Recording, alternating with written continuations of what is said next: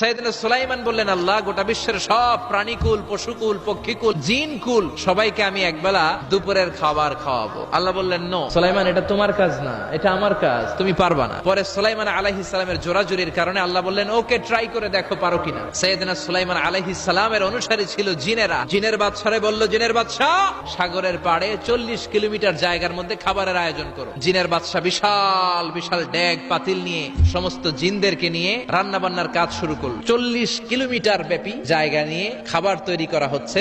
সব যখন রান্না শেষ, চলে এলো সেই মহেন্দ্রক্ষণ। ইন দ্য মিন টাইম সাগরের ভেতর থেকে এক বিশাল আকৃতির তিমি মাছ হা করে ডেকে বলল, সুলাইমান, খাবার দাও। উনি ঘোষণা দিলেন, যাও, এটারে খাবার দাও। তিমি মাছ বিশাল বড় হা করে বসে আছে সাগরে। জিনের বাদশা খাবার দিতে লাগলো। 1 কিলোমিটার শেষ, 5 কিলোমিটার শেষ, 10 কিলোমিটার শেষ, 40 কিলোমিটার শেষ। এখনো তিমি মাছের মুখ হা করা আছে না নাই? সাইয়েদনা সুলাইমান সিজদায় পড়ে গেলেন, আল্লাহর ডেকে বললেন, মাবুদ রে, আমি বুঝতে পারি না, আসলে রিজিক দেওয়ার মালিক আমরা না, গোটা বিশ্বের সবাইকে খাওয়ানোর ক্ষমতা আমার নাই, রিজিকের মালিক একজন, তিনি কে?